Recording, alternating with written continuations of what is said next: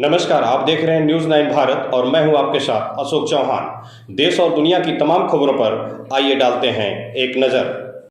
आजमगढ़ में children girls college की 11वीं की छात्रा की संदिग्ध मौत मामले में पुलिस ने आरोपित प्रिंसिपल सोनम मिश्र, पत्नी प्रणव मिश्रा निवासी 10/58 खत्री टोला चौक शहर कोतवाली और क्लास टीचर अभिषेक राय पुत्र हरेंद्र निवासी कृष्णा विहार गली ख्वाजा जहांपुर थाना कोतवाली जनपद मऊ को गिरफ्तार कर लिया। इन दोनों पर सिधारी थाने में छात्रा की मौत के मामले में हत्या का मुकदमा दर्ज किया गया था। बताते चले कि रानी की सराय थाना क्षेत्र की रहने वाली एक 17 वर्षीय किशोरी श्रेया तिवारी सिधारी थाना क्षेत्र के हरबंसपुर स्थित चिल्ड्रेन गर्ल्स कॉलेज में 11वीं की छात्रा थी। बीते सोमवार को उसकी संदिग्ध अवस्था में विद्यालय की तीसरी मंजिल से गिर जाने से मौत हो गई। छात्रा की मौत के बाद कई घंटों तक परिजनों को सूचना नहीं दी गई और सूचना देने के पूर्व विद्यालय में उक्त स्थान को पानी आदि डालकर साफ करा दिया गया, जहां गिरने से छात्रा की मौत हुई थी। इतना ही नहीं, परिजनों को सूचना दिए बगैर ही उसे एक अस्पताल से दूसरी अस्पताल तक भी ले जाया गया। बाद में 100 स्कूल के बाहर एक एम्बुलेंस में रखवा कर खड़ा करा दिया। परिजनों ने विद्यालय प्रशासन पर सोमवार को ही कई गंभीर आरोप लगाए थे। इस मामले में सिधारी थाने में प्रधानाचार्य व क्लास टीचर के खिलाफ हत्या का मुकदमा भी पंजीकृत कराया गया। दूसरे दिन मंगलवार को परिजन एसपी कार्यालय पहुंचकर मुलाकात कर विद्यालय प्रबंधक के खिलाफ भी मुकदमा दर्ज किए जाने की मांग किए थे। उक्त मामले में पुलिस ने हत्या आरोपित प्रिंसिपल सोनम मिश्र, पत्नी प्रणव मिश्रा निवासी 10/58 खत्री टोला चौक शहर कोतवाली और क्लास टीचर अभिषेक राय पुत्र हरेंद्र निवासी कृष्णा विहार गली ख्वाजा जहांपुर थाना कोतवाली जनपद मऊ को गिरफ्तार कर लिया। इसी के साथ मृतका का स्कूल बैग व उसके पास से मिला मोबाइल फोन भी बरामद कर लिया गया है। शहर कोतवाली में मीडिया के पूछे सवालों पर जवाब देते हुए प्रधान अध्यापिका सोनम मिश्रा ने कहा कि मैंने अपना जॉब किया, अगर जॉब करना गलत है तो मैं गलत हूं, अन्यथा नहीं। छात्रा को किसी प्रकार से प्रताड़ित नहीं किया गया। छात्रा के बैग में फोन मिलने की बाबत उसके परिजनों को अवगत करा गया था। छात्रा को कक्षाओं में घुमाकर उसे अन्य छात्रों के सामने मोबाइल संबंधित आरोपों से अवगत कराने की बात सरासर झूठ है। वहीं क्लास टीचर अभिषेक राय ने बताया कि मैं भी गार्जियन हूं, मेरे भी बच्चे हैं, हम बच्चों को शिक्षा देते हैं। मोबाइल मिलने के बारे में पहले पिता को फोन किया गया। जब लड़की ने मां को बुलाने की बात कही तब उसकी मां को सूचित किया गया तो उन्होंने कुछ देर में आने की बात कही। इस बीच छात्रा श्रेया द्वारा इस तरह का फैसला ले लिया गया जिसका हम सबको तनिक भी अंदेशा नहीं था। और रही बात पिता द्वारा फटे हुए कपड़े को लेकर आरोप लगाने की, तो घायल होने के बाद जब बच्ची को एम्बुलेंस में रखा जा रहा था तो उस समय उसके कपड़े फट गए। कॉलेज में जो घटना हुई, कितनी गिरफ्तारियां हुई हैं और क्या मामला निकल के अभी तक आया है? दिनांक 31 जुलाई को थाना सिधारी अंतर्गत चिल्ड्रन गर्ल्स कॉलेज में एक घटना घटित हुई थी, जिसमें थाना सिधारी पर धारा 302 के अंतर्गत एफआईआर पंजीकृत की गई थी। इस एफआईआर में दोनों नामजद अभियुक्त, जो कि स्कूल के प्रिंसिपल सुमन मिश्रा और क्लास टीचर अभिषेक राय, इन दोनों को गिरफ्तार करके रिमांड के लिए जनपद न्यायालय भेजा जा रहा है। इस प्रकरण की विवेचना के लिए सीओ सिटी के पर्यवेक्षण में एसएचओ सिधारी और एसओ महिला थाना की एक टीम गठित की गई थी।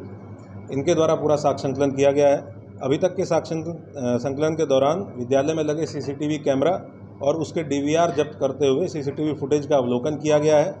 फुटेज से 31 जुलाई को लगभग 12 बजे के बाद से छात्रा का प्रिंसिपल के कमरे में जाना, बाहर आना, कमरे के बाहर काफ़ी देर तक खड़े रहना और लगभग 1:15 बजे के आसपास प्रिंसिपल के कमरे से तेज़ी से सीढ़ी के रास्ते ऊपर जाते हुए तीसरी मंजिल पर जाना प्रमाणित हुआ है। एक अन्य फुटेज में छात्रा के गिरने का वीडियो भी प्राप्त हुआ है, जिसको विवेचना में शामिल किया गया है। फील्ड यूनिट द्वारा घटनास्थल के निरीक्षण के दौरान बेंजीडीन टेस्ट किया गया, जिससे यह प्रमाणित हुआ कि जिस जगह पर छात्रा गिरी थी वहाँ पर ब्लड की मौजूदगी थी, लेकिन उस ब्लड को स्कूल के कतिपय लोगों द्वारा वहाँ से साफ़ कर दिया गया था, जिससे निष्कर्ष निकलता है कि इस जगह को पानी डालकर साफ़ करने का प्रयास किया गया है। यह साक्ष्य मिटाने का अपराध है, इसीलिए धारा 201 आईपीसी का समावेश भी इस विवेचना में किया गया है। वादी पक्ष से कुछ ऑडियो भी पुलिस को प्राप्त हुए हैं, जिनको विवेचना में हमारे द्वारा शामिल किया गया है। छात्रा के मोबाइल को प्रिंसिपल के पास से आज सुबह बरामद कर लिया गया है। इस मोबाइल में जो सिम लगा है वो छात्रा के पिता के आईडी पर लिया गया है और सीडीआर एनालिसिस से ये प्रमाणित हुआ है कि ये मोबाइल छात्रा के द्वारा इस्तेमाल किया जा रहा था। अभी तक की विवेचना से बात प्रकाश में आई है कि अभियुक्तों द्वारा छात्रा के पास मोबाइल मिलने की बात को लेकर प्रोफेशनल काउंसलिंग ना करते हुए इसकी बजाय अत्यंत ही इनसेंसिटिव और अमानवीय दृष्टिकोण अपनाते हुए छात्रा को मानसिक रूप से प्रताड़ित किया गया। घटना वाले दिन भी छात्रा को उसकी क्लास अटेंड कराने के बजाय प्रिंसिपल रूम में बुलाया गया, मानसिक रूप से प्रताड़ित किया गया। सजा के रूप में उसको प्रिंसिपल रूम के बाहर काफ़ी देर तक खड़ा रखा गया। इसी मानसिक प्रताड़ना और सार्वजनिक रूप से प्रिंसिपल रूम के बाहर खड़े होने में छात्रा को महसूस हुआ होगा। जाहिर सी बात है कि जो उसके सहपाठी हैं उसमें बेइज्जती उसको महसूस हुई होगी। इन्हीं सब मानसिक प्रताड़नाओं के कारण उसके द्वारा तत्काल वहाँ से निकलते हुए और ऊपरी मंजिल पर जाकर वहाँ से कूदकर आत्महत्या कर ली गई। अभी तक की विवेचना से जो तथ्य प्रकाश में आए हैं उसके आधार पर धारा 306 और 201 आईपीसी के अपराध में इनके रिमांड के लिए इनको कोर्ट भेजा जा रहा है। पुलिस की विवेचना अभी जारी रहेगी। जो स्कूल है उसके स्टाफ और इच्छुक छात्राओं के बयान भी अंकित किए जाएंगे। विवेचना को बहुत ही साइंटिफिक तरीके से साक्ष्य संकलित करते हुए गठित टीम द्वारा संपादित किया जाएगा। अगर किसी अन्य व्यक्ति का भी नाम इसमें प्रकाश में आता है तो साक्ष्य संकलन की कार्रवाई करते हुए उसकी भी गिरफ्तारी सुनिश्चित की जाएगी। सर, अभी जैसे उसके गार्जियन आए थे तो उनका एक कहा था कि रेप की आशंका हो जाएगी, तो पीएम में ऐसा कुछ नहीं है। इस प्रकार पोस्टमार्टम रिपोर्ट का जो अवलोकन किया गया है और अन्य साक्ष्य संकलित किए गए हैं उससे इस प्रकार का कोई भी साक्ष्य अभी तक पुलिस को प्राप्त नहीं हुआ है। परिजनों का बयान विस्तृत रूप से लिया गया है। उस बयान में जितनी भी बातें उनके द्वारा की गई है हर एक बिंदु पर बहुत अच्छे तरीके से विवेचना करते हुए आगे विवेचना संपादित की जाएगी। प्रबंधन की क्या भूमिका रहेगी? जैसे क्लास टीचर और प्रिंसिपल से मुकदमा हुआ, प्रबंधन का भी कार्रवाई की मांग कर रहे हैं। ये जो परिजनों ने जो बयान दिए हैं और अन्य साक्ष्य संकलित किए गए हैं, क्योंकि अभी सीसीटीवी फुटेज हमारे पास जो इतना सीसीटीवी फुटेज है जिसका हम लोग अवलोकन करेंगे। अभी सीसीटीवी फुटेज वो देखा गया है जो प्रिंसिपल के रूम का घटनास्थल के आसपास का है, उसका अवलोकन करके साक्ष्य में शामिल किया गया है। इसीलिए मैंने आपको बताया कि जो भी लोग शामिल होंगे, जिसकी जो भी भूमिका होगी, उन सबको गिरफ्तार करके आगे की कार्रवाई की जाएगी। स्कूल को कोई कार्रवाई करने की कोई कार्रवाई? इसके लिए डीएम साहब को पत्राचार किया जाएगा, संबंधित विभाग को पत्राचार किया जाएगा, क्योंकि हमारे लिए वो एक क्राइम सीन है और क्राइम सीन से साक्ष्य संकलन की कार्रवाई पुलिस के द्वारा की गई है। फील्ड यूनिट के द्वारा साक्ष्य प्रॉपर तरीके से संकलित किया गया है, उसको भी फॉरेंसिक एनालिसिस के लिए भेजा जाएगा। उसके अलावा जो भी प्रशासनिक कार्रवाई उसमें होनी है उसके लिए संबंधित विभाग को लिखापढ़ी में सूचित किया जाएगा। अभी स्कूल बंद रखा गया। जाहिर सी बात। आप पर गंभीर आरोप लगे हुए हैं कि आपकी प्रताड़ना से क्षुब्ध होकर बच्ची ने आत्महत्या कर ली, क्या कहेंगे? अगर अपनी जॉब करना गलत है तो शायद मैंने गलत किया है, और अगर अपनी जॉब करना गलत नहीं है तो मैंने कुछ गलत नहीं किया है। जॉब में ये होता है कि मोबाइल मिला, उसी को लेकर पूरा विवाद शुरू हुआ। जी। तो आप गार्जियन को बुला सकती थी? गार्जियन को बुलाया गया था। तो उस दिन तो नहीं बुलाया गया था? उसी दिन बुलाया गया था गार्जियन को। तो ऐसी क्या गार्जियन नहीं परिस्थितियाँ आए हैं कि बच्ची जो है? बच्ची ने डिनाई कर दिया था कि हमारा फ़ोन नहीं है। मैं उस दिन उपस्थित नहीं थी। जब दिन मैं उपस्थित हुई मैंने उनको बुलाया। उनकी मम्मी ने ये बोला कि हमारा बच्चा सनबीम में पढ़ता है, 1:30 बजे छुट्टी होगी तो उसको लेके फिर मैं बच्ची को लेने आऊँगी। बस। परिजनों का आरोप है कि लगातार 3 दिन तक टॉर्चर किया आपने उनको, बच्चों को। अब परिजन क्या कह रहे हैं मैं क्या बता सकती हूँ। मैं तो अपनी बात बताऊंगी कि ऐसा हमारे यहाँ होता है। 44 साल पहले का स्कूल चल रहा है, आज का स्कूल है हमारा। यहाँ तक कि क्लासरूम में भी बच्ची को ले जा के सबको पहचाना गया किसी यही बच्ची है, इसी ने जो है मोबाइल निकाला था। वो मेरे ऑफिस के बाहर खड़ी थी, कैसे क्लासेस में लेके जाया गया? मतलब बच्चे वहाँ के भी कह रहे हैं ऐसे।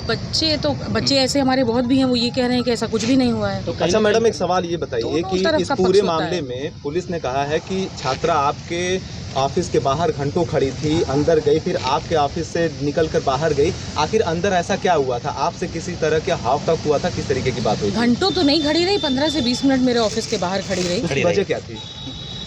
यही वजह थी कि उनकी मम्मी, मैं अपने बच्चों को बाहर ही रहती हूँ कि मेरे सामने रहेंगे, माँ बाप आएंगे भाई हम दे देंगे उनको वापस। तो बच्चा क्लास टीचर में क्यों नहीं, क्लासरूम में क्यों नहीं बैठाया गया? भाई क्लासरूम में जाके बच्चा क्या कह दे क्या ना कह दे, कोई अफवाही उड़ा दे, इसी चक्कर में हम लोग क्लास में नहीं भेजते। घटना वहाँ से ब्लड हटाया गया, वहाँ से धुलाई की गई, घर वालों को सूचना लेट से दी गई कि आपकी नहीं, बच्ची नहीं। गलत कह रहे हैं, सब गलत कह रहे हैं। एसपी सर ने बयान दिया है, पूरा है आपके ऊपर।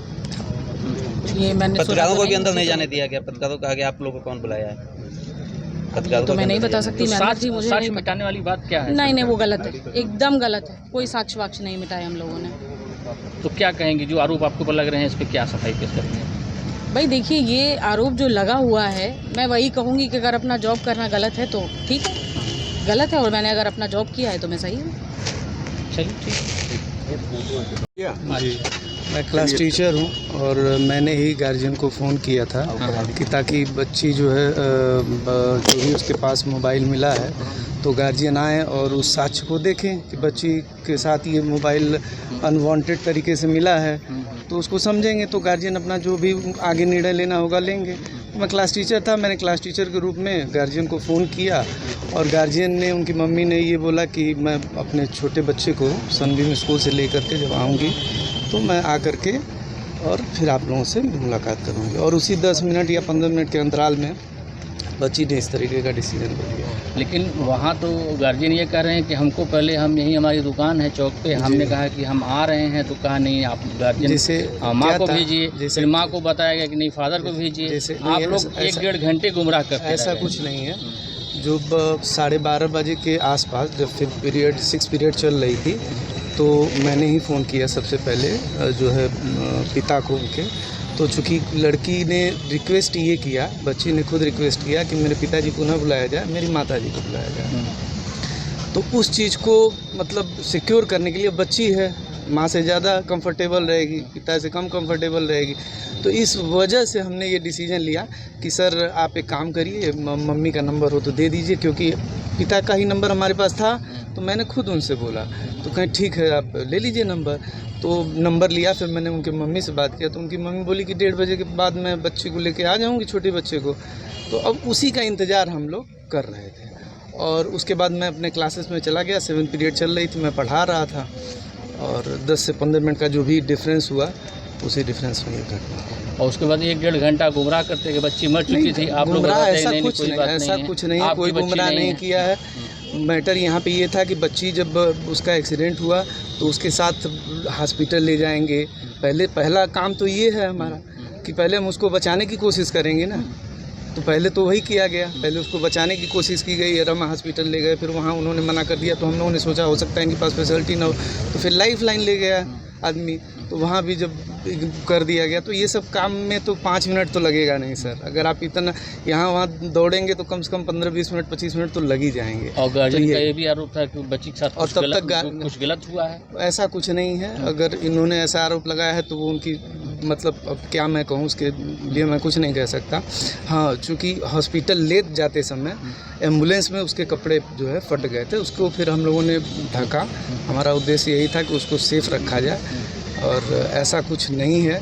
अगर ऐसा सोच रहे हैं गार्जियन तो या तो कहीं किसी बहकावे में आए हैं, या तो उनका उद्देश्य बदल गया हो, या तो भ्रमित हो। अच्छा, जो भी हो, जो मोबाइल मिला या कुछ मिला तो आपने प्रबंधन को सूचना दिया था। ठीक है, आप लोग वहाँ मैनेजमेंट वो देख रहे हैं, आप लोग प्रशासनिक देख रहे हैं, लेकिन क्या प्रबंधन को जानकारी में विश्वास में लिया था? तुरंत कैसे प्रबंधन को, जैसे मोबाइल की जो चेकिंग होती है, रूटीन चेकिंग होती है, हर स्कूलों में होती है। ये कोई हमारे स्कूल में नहीं हो रहा है कि अब स्कूल में बच्चे मोबाइल ले आना किसी भी स्कूल में अलाउड नहीं होगा, सभी लोग जानते हैं। तो बस ये उद्देश्य था कि रूटीन चेकिंग में है, महीने में 15 दिन में कभी कभी ऐसे रूटीन चेकिंग हो जाती है। तो फ्राइडे को हुआ था, शुक्रवार को चेकिंग, उस दिन मैम अब्सेंट थी। तो अब हम कैसे डिसीजन लें, तो मैम से बात हुई तो मैम बोली हम सोमवार को आएंगे, फिर उस पर जो भी आगे कर। तो 2 दिन छुट्टी हो गई, शनिवार और रविवार, तो सब लोग अपने अपने काम में व्यस्त हो गए। तो 2 दिन तो किसी ने कुछ किया ही नहीं, कोई एक्टिविटी ही नहीं थी। जो भी हुआ वो सोमवार को हुआ। सोमवार को आने के बाद पहले वाइबा था, मैंने फर्स्ट पीरियड से, मैं खुद क्लास टीचर हूँ, मैंने वाइबा लिया फर्स्ट पीरियड में उस बच्ची का और अच्छे से उसने वाइबा दिया, कोई दिक्कत नहीं थी। 5th पीरियड लंच के बाद जो है 5th पीरियड के बाद फिर 6 पीरियड में मेरी पीरियड फ्री रहती है, तो उसी समय मैम ने बुलाया कि जो है देखिए ये मोबाइल इनकी पकड़ी गई है और आप इनके गार्जियन को फ़ोन कर दिए। चूँकि अब मैं ही क्लास टीचर हूँ तो मेरे ही पास नंबर होगा। तो मैं गया स्टाफ रूम में बैठा, फिर वहाँ पे रजिस्टर ओपन किया, फिर पिताजी का नंबर था इनके, मैंने पिताजी को फ़ोन किया तो बोले कि आप मुझे बता दीजिए मैं ही आ जाऊँ। तो मैं कहा आप दुकान छोड़ के क्यों आएँगे, छोड़िए नॉर्मल सी बात है, जो है मम्मी को मम्मी का नंबर दे दीजिए, मैं उनसे बात कर लेता हूँ, वो आ जाएंगे। बस यही बात थी। फिर उनके माताजी को फ़ोन किया गया तो वो बोली कि सर 1:30 बजे छोटे बच्चे की छुट्टी होती है, मैं उसको ले करके आऊँ। मैं कहा कोई बात नहीं, अभी समय है, आप आराम से आ जाइए। अच्छा, बस यही कह करके मैं 7th पीरियड, भाई 6ठी पीरियड में 30-35 मिनट का होता है, तो ये करके मैं अपने 7th पीरियड क्लास ले रहा था।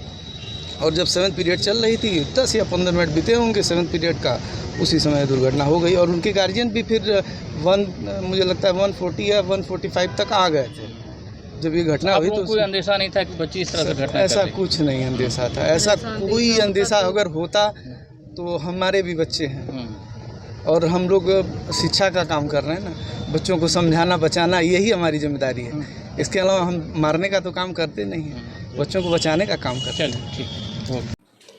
यहाँ खबरों का सिलसिला कभी नहीं थमता। सिर्फ और सिर्फ बने रहिए न्यूज़ 9 भारत पर। अब चाहूँगा इजाज़त। नमस्कार।